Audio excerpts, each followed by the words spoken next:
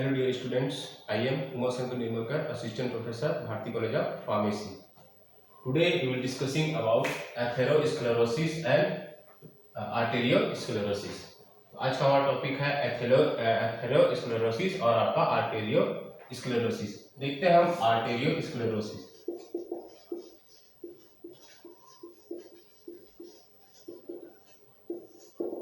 Arteriosclerosis एक आपका disorder होता है जो आपके ब्लड वेसल से रिलेटेड होता है। ब्लड वेसल्स में भी आपका किसका आर्टरीज। आर्टरीज में क्या होता है, आपका जो आर्टरीज होता है उसमें क्या हो जाता है, आपका जो स्पाज्म हो जाता है। जो आपके ब्लड वेसल्स होते हैं, आपके आर्टरीज होते हैं। आर्टरीज आपके, अगर ये हम देखते हैं कि आपका नॉर्मल आर्टरी है तो इसमें क्या हो जाता है, आपका स्पाज्म हो जाता है। तो स्पाज्म अगर हो गया तो स्पाज्म के बाद आपका जो आर्टरी होता है कुछ इस तरीके से हो जाता है। अगर ये आप स्पाज्म एक आप देखेंगे तो ये आपका स्पाज्म है, या आप समझ सकते हैं कि ये आपका क्या हो गया यहाँ पे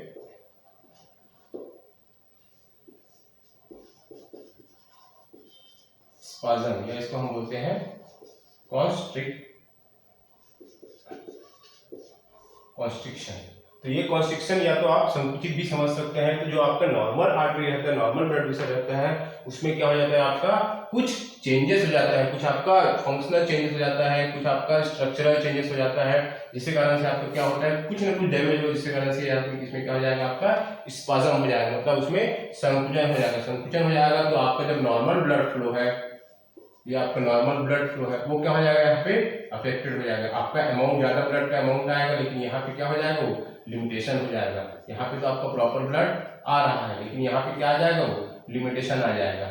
लिमिटेशन आ जाएगा जिसके कारण से आपको बहुत सारे प्रॉब्लम हो सकते हैं। तो इसी कंडीशंस को हम बोल रहे हैं यहाँ पे आर्टेरियोस्क्लेरोसिस। आर्टरी में स्क्लेरोसिस का फॉर्मेशन या आपका स्पाज्म हो जाना, जिसके कारण से आपको क्या हो जाएगा, जो अब यहाँ से जो ब्लड फ्लो हो रहा है वो क्या हो जाएगा, आगे जाके कम हो जाएगा, या मतलब जितना सफिशिएंट अमाउंट में हमको ब्लड चाहिए वो हमको नहीं मिलेगा। क्यों नहीं मिलेगा, क्योंकि यहाँ पे आपका जो ब्लड वेसल्स है, जो आपका नॉर्मल जो ब्लड वेसल है या आपका नॉर्मल ब्लड वेसल है, उसमें क्या हो जा रहा है, स्पाज्म हो जा रहा है। तो स्पाज्म होने के कारण आपका ये अफेक्टेड हो जाता है। तो इसके कारण से आपको क्या हो जाएगा, ब्लड का अमाउंट जो है क्या हो जाएगा, यहाँ पे डिक्रीज हो जाएगा, क्योंकि यहाँ पे आप सफिशिएंट जगह ही नहीं है, उसके पास सफिशिएंट प्लेस ही नहीं है जिसमें वो ब्लड फ्लो हो सके। तो ये आपका रीजन होता है, जिस कंडीशन को हम बोल रहे हैं यहाँ पे स्पाज्म का, इसको बोल रहे हैं हम आर्टेरियोस्क्लेरोसिस। तो ये आपका जो spasm on arteries is called arteriosclerosis. Arterio मतलब आर्टरीज, ये हो गया आपका आर्टेरियोस्क्लेरोसिस। अब हम देखेंगे एथेरोस्क्लेरोसिस। एथेरोस्क्लेरोसिस, तो atherosclerosis is a part of, it is a type of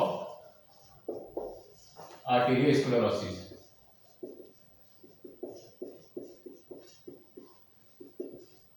It is a part of atherosclerosis is a part या is a type of arteriosclerosis। मतलब एथेरोस्क्लेरोसिस भी एक टाइप का क्या है, आर्टेरियोस्क्लेरोसिस होता है, लेकिन इसमें कुछ कुछ आपके थोड़े बहुत मॉडिफिकेशंस या चेंजेस होते हैं। तो आपका एथेरोस्क्लेरोसिस में क्या होता है, इसमें मोस्टली जो होता है आपका एथेरोस्क्लेरोसिस में मोस्टली जो होता है आपका फॉर्मेशन ऑफ एथेरोमा होता है। Formation of atheroma in blood vessel या आर्टरी। ब्लड वेसल्स जो आपके आर्टरी में आपको क्या हो जाता है, फॉर्मेशन ऑफ एथेरोमा। अब आप एथेरोमा देख रहे हैं तो एथेरोमा होता क्या है। तो अगर हम एक नॉर्मल ब्लड वेसल्स की बात करेंगे तो ये आपका नॉर्मल ब्लड वेसल आपका ऐसा दिखता है। जब हम इसको क्या करते हैं, आपका नॉर्मल ब्लड वेसल है, इसको हम कट करके देखते हैं तो आपका ब्लड वेसल ऐसा दिखता है। अब इसमें आप देखिए कि इसमें आपका सरफेस एरिया बहुत है, इसमें आपका सरफेस एरिया बहुत है जहां आपका ब्लड फ्लो हो सकता है। जब यहाँ पे एथेरोमा का फॉर्मेशन होता है, एथेरोमा, तो क्या हो जाता है, आपका जो ब्लड वेसल है उसका जो डायमेंशन है उसमें आपका चेंजेस आ जाता है। तो ये आपको क्या हो गया, फॉर्मेशन ऑफ एथेरोमा। अब ये दिख रहा है आपका, ये आपका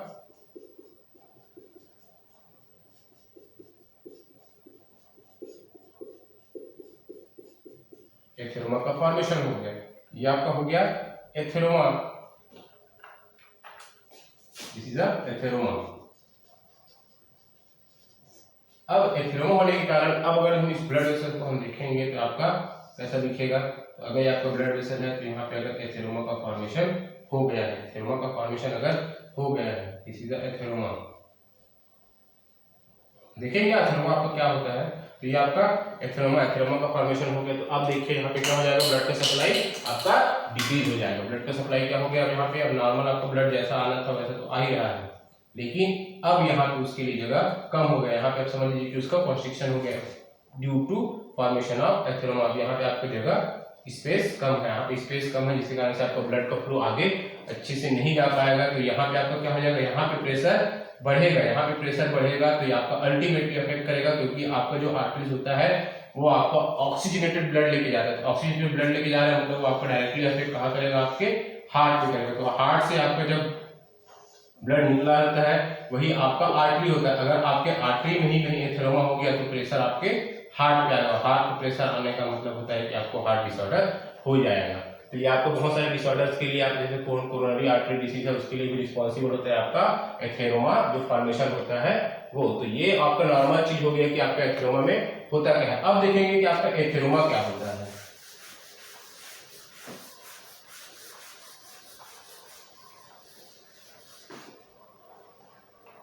तो अगर हम एथेरोमा पढ़ेंगे तो उससे पहले हम देखते हैं कि आपके बॉडी में दो टाइप के लिपोप्रोटीन्स होते हैं, लिपोप्रोटीन्स। अभी हम एथेरोमा देख रहे हैं कि आपके क्या होते हैं एथेरोमा।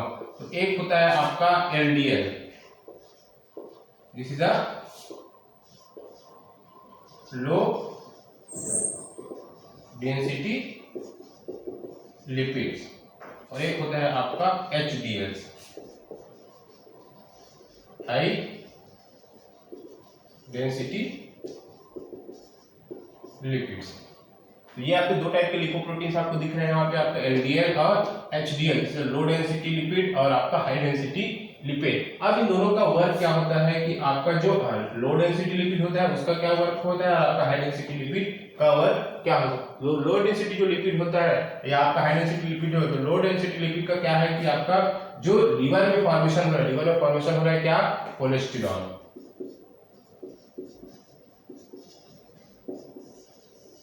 आपका लीवर में फॉर्मेशन होता है कोलेस्ट्रॉल। तो कोलेस्ट्रॉल को क्या करता है, ये आपका ले जाता है कहां तक, सेल तक, सेल तक ले जाने का काम करता है, सेल तक ले जाने का, ब्लड वेसल तक ले जाने का काम करता है। लेकिन आपका लो डेंसिटी लिपिड का काम क्या है कि आपका सेल तक पहुंचाने का काम तो करता है, लेकिन आपका लो डेंसिटी लिपिड का एक और डिसएडवांटेज ये है कि आपका जब लो डेंसिटी लिपिड, क्योंकि ये आपका कोलेस्ट्रॉल क्या होता है, डिपोजिशन होता है। कोलेस्ट्रॉल एक टाइप का लिपोप्रोटीन होता है। तो लिपोप्रोटीन क्या करता है, आपका जो क्लॉटिंग होता है, ब्लड में क्लॉटिंग होता है, आपका चोट लगने में क्लॉटिंग होता है, उसको क्या करता है, इनहिबिट करता है। मतलब आपका जो क्लॉटिंग होने के बाद जो कोएगुलेशन होता है उसको आपका क्या करता है, इनहिबिशन का काम करता है।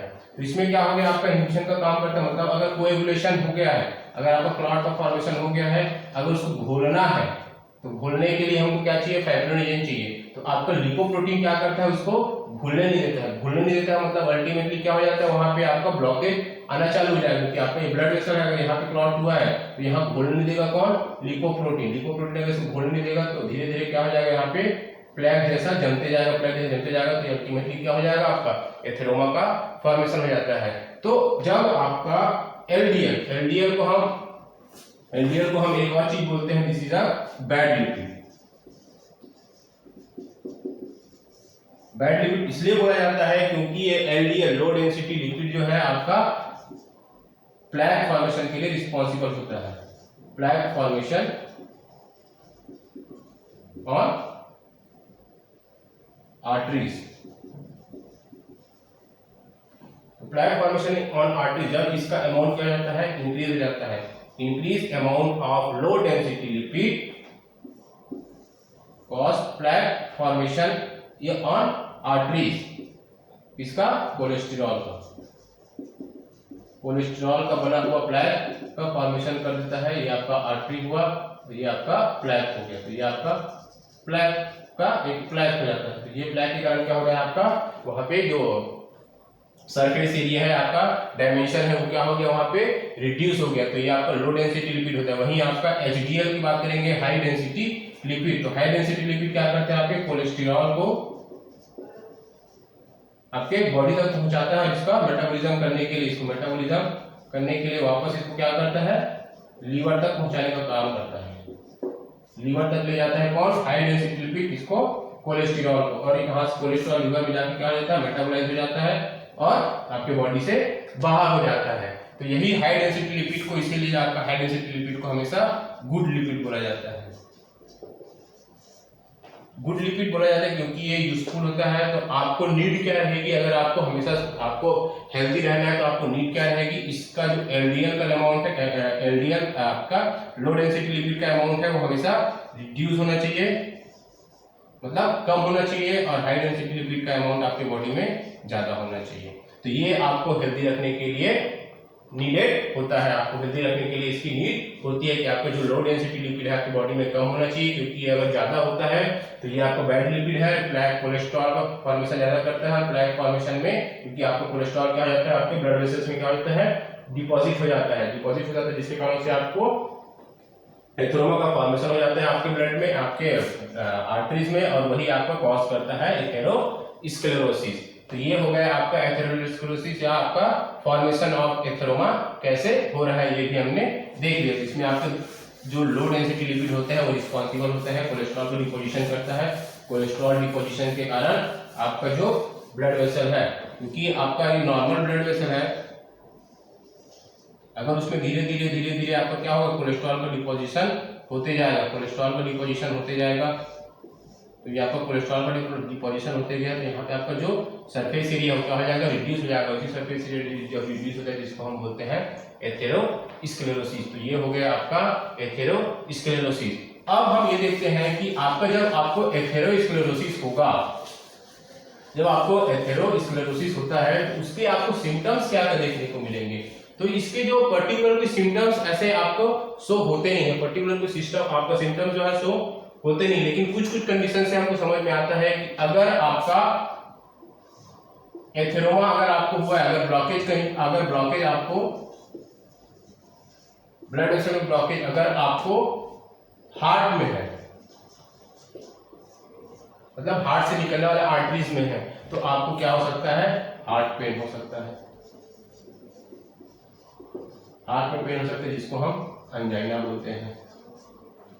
तो ये आपका एक सिम्टम्स हो सकता है, क्योंकि आपको हार्ट पेन हो रहा है, अगर आपको हार्ट में दर्द हो रहा है, आपको एंजाइना है, तो ये कंडीशन हो सकता है एथेरोस्क्लेरोसिस का। तो अगर हम इसको सिम्टम्स मान ले तो भी ये आपका सही होगा। तो सिम्टम्स मान ले तो अगर ब्लॉकेज आपका हार्ट से निकलने वाला आर्टरीज के मतलब उसके जस्ट नजदीक में हो, नियर बाई हार्ट हो, तो आपका हार्ट पेन होगा, दिस इज एंजाइना।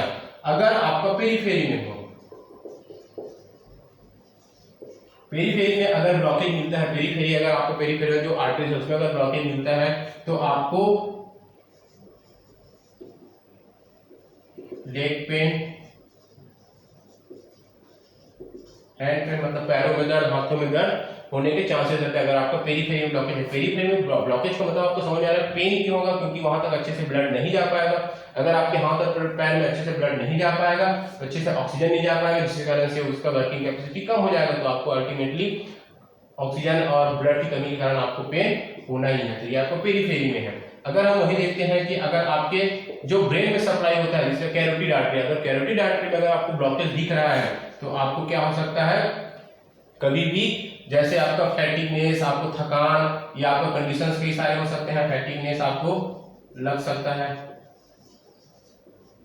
फैटिगनेस हो सकता है, आपको चक्कर आ जाए, आपको अचानक से आपको बेहोश हो जाए, तो ये कंडीशन भी आपको हो सकता है जब आपके ब्रेन में अच्छे से सर्कुलेशन नहीं हो पाएगा। अगर वहीं हम बात करेंगे किडनी का,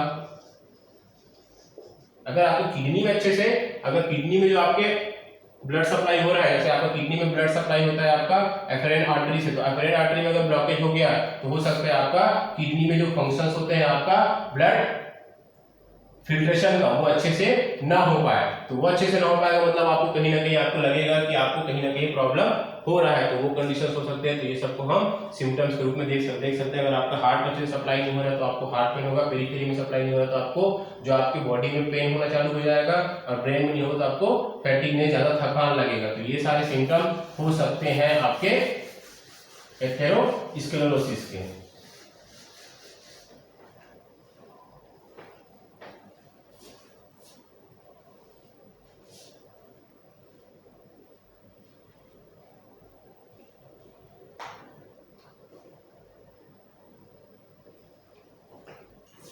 अब रिस्क फैक्टर, एथेरोस्क्लेरोसिस के लिए रिस्क फैक्टर क्या क्या हो सकते हैं, या क्या क्या चीजों के कारण आपको हो सकता है एथेरोस्क्लेरोसिस। तो अगर हम बात करेंगे तो आपको हो सकता है हाई कोलेस्ट्रॉल।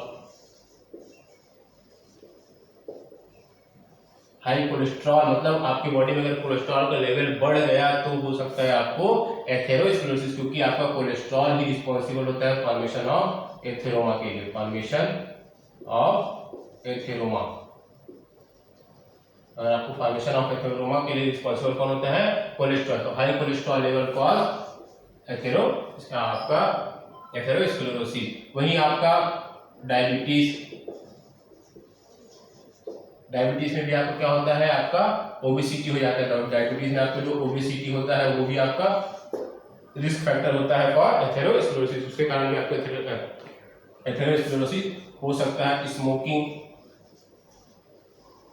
स्मोकिंग के कारण भी आपको एथेरोस्क्लेरोसिस, कि आपका स्मोकिंग के कारण क्या होता है, निकोटीन, आपका जो टोबैको होता है, आपके टोबैको में निकोटीन का अमाउंट होता है, तो निकोटीन भी रिस्पॉन्सिबल होता है कोलेस्ट्रॉल लेवल को बढ़ाने के लिए। तो इसका आपका ये यहाँ पर स्मोकिंग भी रीजन हो सकता है आपके एथेरोस्क्लेरोसिस के लिए। तो आपका हाई कोलेस्ट्रॉल लेवल, डायबिटीज या ओबेसिटी, स्मोकिंग कंडीशन भी आपका एथेरोस्क्लेरोसिस के लिए रिस्पॉन्सिबल, या उससे एथेरोस्क्लेरोसिस आपको हो सकता है। तो ये आपके कुछ रिस्क फैक्टर्स हैं जिसके कारण से आपको एथेरोस्क्लेरोसिस होने के चांसेस होते हैं। तो ये आपके सारे कंडीशंस है जिसके कारण से आपको एथेरोस्क्लेरोसिस हो सकते हैं। तो ये आपके रिस्क फैक्टर हो गए।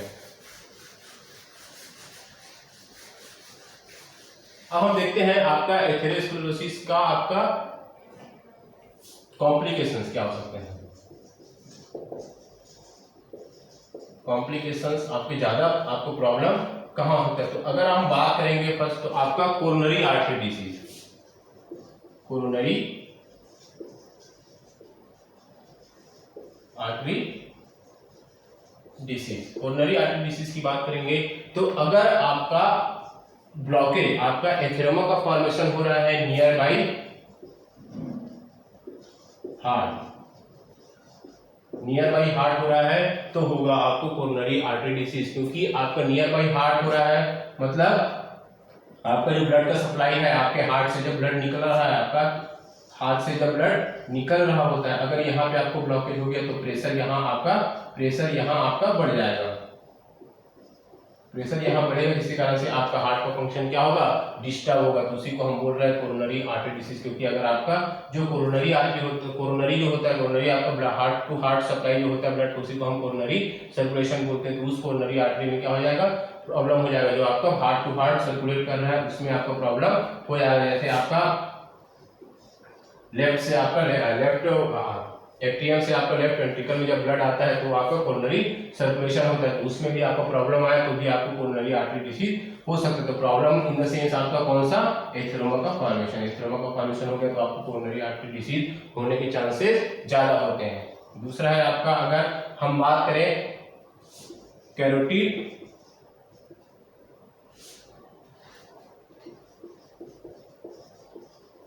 Artery disease, carotid artery disease मतलब आपका नियर बाई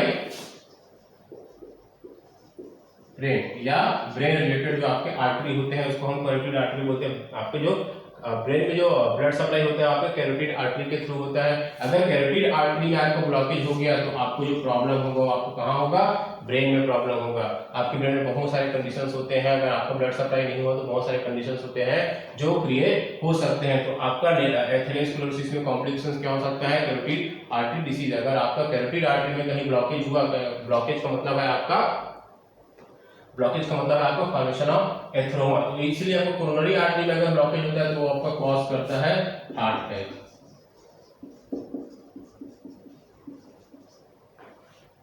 देन अगर कैरोटिड आर्टरी में अगर ब्लॉकेज हुआ तो आपके ब्रेन तक अच्छे से ब्लड नहीं जा पाएगा, तो आपके ब्रेन तक अच्छे से ब्लड नहीं जा पाएगा तो आपका ब्रेन फंक्शन क्या हो जाएगा, डिक्रीज हो जाएगा। कुछ ना कुछ आपको ब्रेन से रिलेटेड प्रॉब्लम होगा ही। तो ये आपका कॉम्प्लिकेशन है आपका कैरोटिड आर्टरी डिसीज के लिए। अगर हम बात करें जो आपका peripheral artery disease,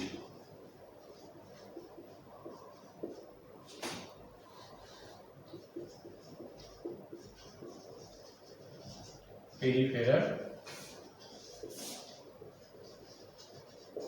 artery disease, अगर पेरिफेरल आर्टरी डिसीज हुआ, अगर आपको पेरीफेरी में जो आर्टरीज है उसमें अगर आपका ब्लॉकेज हुआ, आपका एथेरोमा हुआ, तो आपको बहुत सारे कॉम्प्लिकेशंस हो सकते हैं, जैसे आपका लेग में पेन, हैंड में पेन। तो ये आपका बोथ हो जाएगा, अपर लिम्ब लोअर लिम्ब दोनों में आपको जब आपको ब्लड सप्लाई, दोनों लिम्ब में आपको ब्लड सप्लाई, आपको उस आर्टरी में ब्लड सप्लाई क्या होगा, रिड्यूस हुआ due to atherosclerosis, atheroma formation हो गया, जिसके कारण से आपका ब्लड सप्लाई क्या हो गया, रिड्यूस हो गया। तो आपको लेग पेन हो सकता है, आपको हैंड पेन हो सकता है, आपके हाथों में दर्द, आपको पैरों में दर्द हो सकता है। तो ये आपका पेरिफेरल आर्टरी डिसीज है। उसके बाद अगर हम फोर्थ की बात करें तो फोर्थ है आपका chronic kidney disorder. Chronic kidney disorder, chronic kidney disorder means आपका जब आपकी किडनी तक ब्लड का सप्लाई ना हो पाए। तो आपका जैसे एफरेंट आर्टरी,